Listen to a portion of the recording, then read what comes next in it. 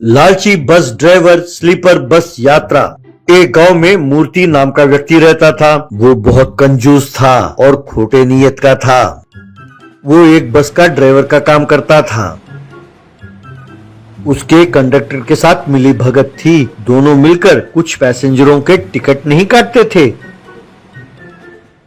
और वो पैसे आपस में बांट लेते थे। अगर कोई कंडक्टर बदल जाता तो उसे भी अपने ही रास्ते में ले आता। वो उनसे कहता, अरे देखो भैया, वो जो मालिक पैसे देता है हमें, उससे घर चलाना बहुत मुश्किल है। इसलिए मैं जैसा कहता हूँ वैसा करो, में दोनों का फायदा है। भाई अगर तुम ये कहोगे कि मैं ईमानदार हूँ तो वो ईमानदारी कोई काम नहीं आएगी। यूं उसे मनाता था।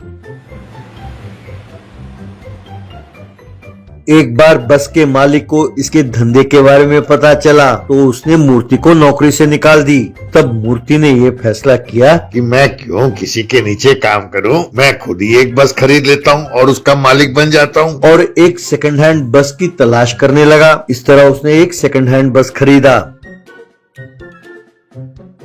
उसके बाद गांव के दीवारों में पोस्टर्स चिपकाए। उस पोस्टर पर लिखा था, Murthy travels, all India tour packages, only 35,000, call 6866825540। यूं लिखा था। ये पोस्टर देख के लोग आकर्षित हुए।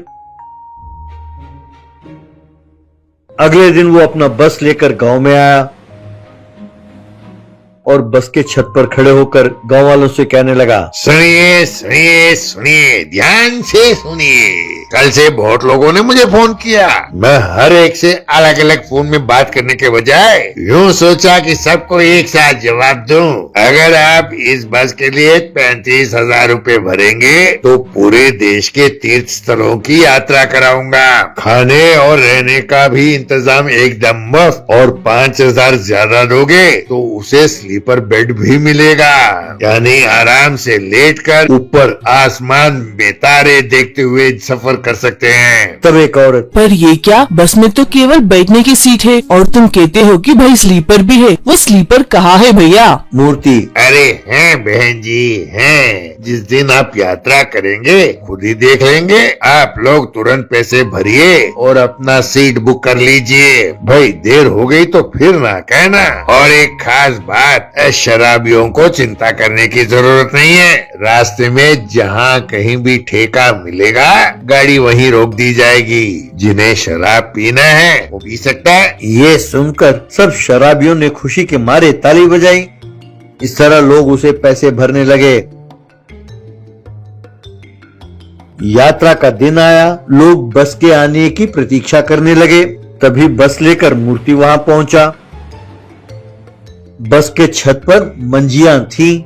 चढ़ो भाई चढ़ो चढ़ो। जिन्होंने स्लीपर बुक किया है वो उस सीढ़ी के द्वारा ऊपर जाकर बैठो छत पे। तब एक आदमी, अरे भाई ये क्या, तुमने तो स्लीपर कहा था और अब छत पे बंदे खटिया दिखा रहे हो। तुम्हारा दिमाग खराब है। अगर ऊपर से गिरे तो बस राम नाम सत है। चुपचाप मेरे पैसे वापस कर दो। तब एक औरत, अच्छा तो इसीलिए कहा था कि ऊपर आसमान में तारा देखते हुए जा सकते हो। मैं नहीं वहाँ लेटने वाली, मेरे पैसे लौटा दो। मूर्ति, और नहीं तो क्या, जो पैसे आप दे रहे हो इसमें कौन सा सचमुच का स्लीपर मिलने वाला है। अब चुपचाप चढ़ के बैठ जाओ। भाई जो पैसे मुझे दे दिए, अब मानो दीवार पे चूना लगा दिया, वो वापस नहीं मिलते।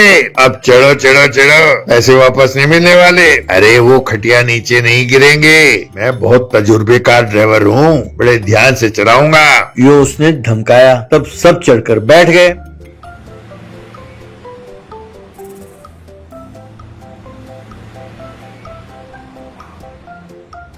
थोड़ी दूर जाने के बाद एक दारू की दुकान दिखाई दी।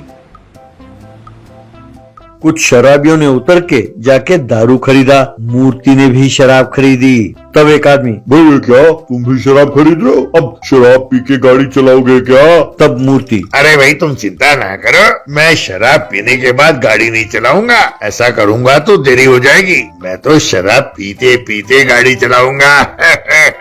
इस तरह वक्त बच जाएगा। अब ज्यादा सोचने की जरूरत नहीं है, बस में चढ़ के बैठो।